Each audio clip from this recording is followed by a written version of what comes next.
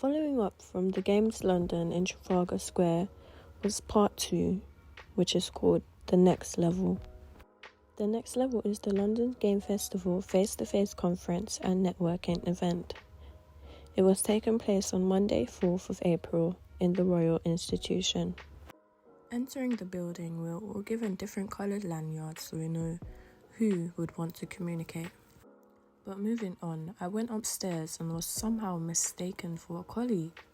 I was escorted around the building by a lady I believe was the manager, but a few minutes of walking around, I found the conference room. But apart from that, the talks were really interesting. And talk to you a little bit about why they've chosen to use Azure to build their games. And this is a partner who is not affiliated with Microsoft directly, and therefore has made a decision to choose Azure. And so to hear about why they chose Azure and how they've implemented it in their game, I'm delighted to welcome someone who actually has gone on a plane from Copenhagen to be with us this morning, from the amazing IO Interactive, creator of the Hitman franchise. Please welcome Christian Corsano. The service we use there is storing using CosmoDB, which is a document store. We use some Redis for caching. We have application insight for monitoring. This is application insight and key vaults that I've written there are. Christian Corsano is the lead online programmer for Hitman 2016. In the conference, he talked about how it was developed and the software he used. He also mentioned about the building and expanding of Hitman trilogy with Azure. It's something that within the metaverse is going to become a means by which people identify themselves. So they will possibly use an NFT to go from game to game, or to have their online presence within whether it be Teams or Zoom meetings or whatever else. Do you see that coming through? You go first. I've had so much talking. Okay, so within Roblox, we're kind of keeping our metaverse within Roblox. We don't see a way yet that you can keep young people safe when they're on other people's platforms. We lose all responsibility for that. So actually, whilst I can see the benefit, I think for adults it would be a really sensible thing when they're safer. Still not quite there yet. The whole topic was about the metaverse and how it would change games in the future. Laura Higgins was talking about the safety of children because Roblox is actually a children's game. She explained that she doesn't see a metaverse happening with Roblox, as safety is her number one priority for Roblox. And when the metaverse comes along, there will be more restrictions to be added to help prevent any possible safety breaches. Collaboration. We've obviously heard a lot about the metaverse just then. 3D environments have been around for so long, right? Gaming have been pioneering in this space for a long time. And so I wanted to come here today to talk about what we're doing in the enterprise space and kind of the opportunity for game devs in the metaverse and with mixed reality. Alex Kareem previewed an upcoming metaverse headset that's coming to Microsoft. In the next slide, you'll see how metaverse comes close with everyday tasks.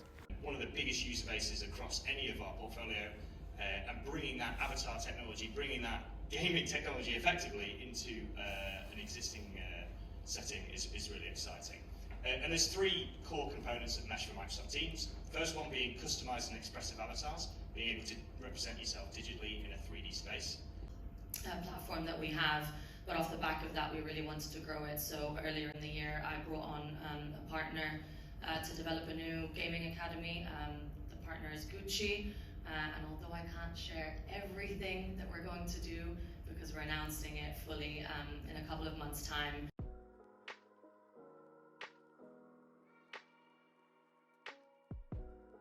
Attention in Asia, and Japanese gamers love to recontact London.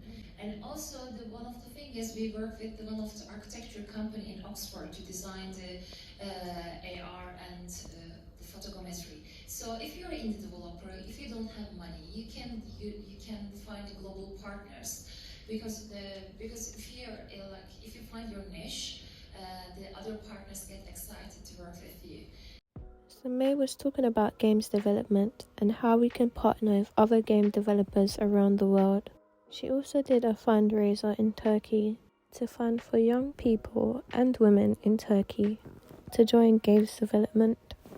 In the next clip should be a short summary. Supported by public, and it's all free of charge for the youngsters. Turkey has the youngest population in Europe. I think like 16% of the population is below 18 years of age.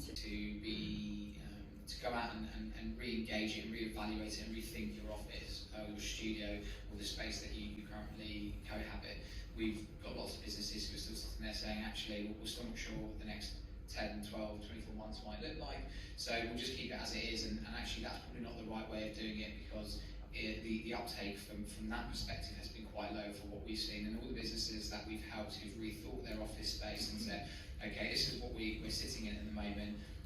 We'd like to sort of engage with our teams, understand what they want, what they need, and what the business is going to need going forward, and then how can we reevaluate that space and transform it to add these collaborative spaces to create, zoned areas where you've got maybe a place for developers to go on and In the clip, Mo Basma was speaking about working from home while in the games industry. He also spoke about how lockdown affected him. He also spoke about the difference of working at home and going back to the office. My experience at the Next Level Game face-to-face exhibition was kind of interesting, not only due to the fact that I was mistaken for a co-worker, but I somewhat got an understanding of the metaverse. Before this exhibition, I did not know anything about the metaverse at all. The only understanding that I had about the metaverse is that it was linked to Facebook. So I did leave with a fairly amount of information. That brings it to the end of this video. Thanks for watching. My name is Joy Harvey.